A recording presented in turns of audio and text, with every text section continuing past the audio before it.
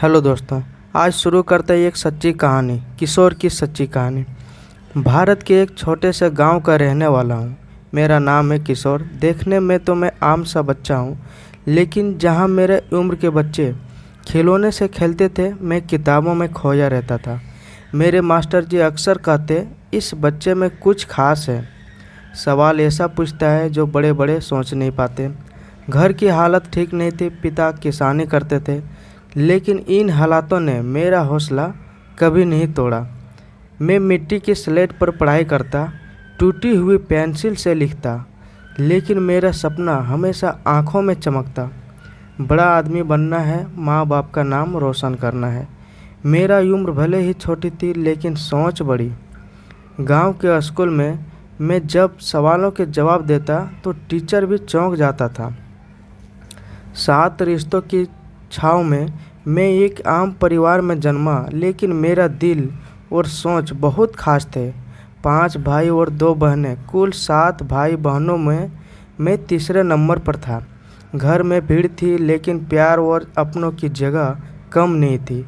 हर सुबह जब बाकी भाई बहन खेतों का घर के काम में लगते, मैं अपनी फटी पुरानी किताबों को लेकर एक कोने में बैठ जाता था।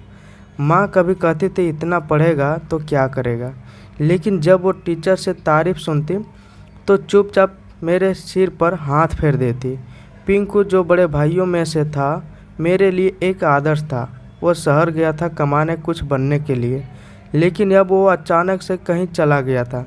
उस खाली जगह ने मेरे को और मजबूत बना दिया।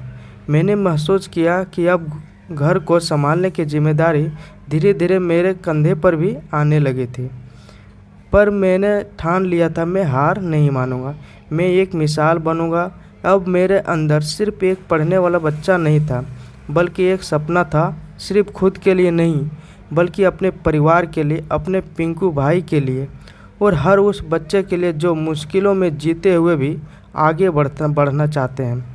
भाई की परछाई साल 2003 की वही सर्द सुबह थी। मैं किताबों में डूबा था, लेकिन मेरे घर का माहौल कुछ बदला बदला सा था। मेरा बड़ा भाई पिंकू, जो कोलकाता शहर में काम करता था, कई दिनों से घर नहीं लौटा था। मेरे को बताया गया था कि भाई काम पर व्यस्त है, लेकिन कुछ दिनों बाद खबर आई कि पिंकू कोलकाता से भाग गया है, शायद किसी और शहर चला गया है। माँ रोने लगी। पिता की आंखों में गुस्सा और चिंता एक साथ थी। गांव के लोग बातें बनाने लगे, कुछ ताने मारने लगे, शहर जाकर बिगड़ गया होगा लड़का। लेकिन मेरा अभी भी अपने छोटे से दिल में बड़े सवालों से जूझ रहा था कि आखिर क्यों भागा, कहीं कुछ गलत तो नहीं हुआ उसके साथ। क्या मैं भी एक दिन शहर जाऊंगा? उसी दिन से मैंने ठान लिया, भाई खो गया है, लेकिन मैं नहीं खोऊंगा। मैं एक मिसाल बनकर दिखाऊंगा। क्या आप बताना चाहेंगे कि भाई आखिर गया कहाँ था? कमेंट करें। हमने कभी उसे ढूंढा, या फिर क्या कोई और मोड़ आया मेरी ज़िंदगी में?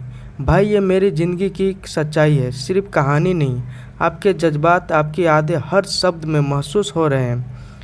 कभी कभी कुछ रिश्ते, कुछ पल ऐसे होते हैं जो वक्त के साथ नहीं मिटते, बस दिल में गहराई तक उतर जाते हैं।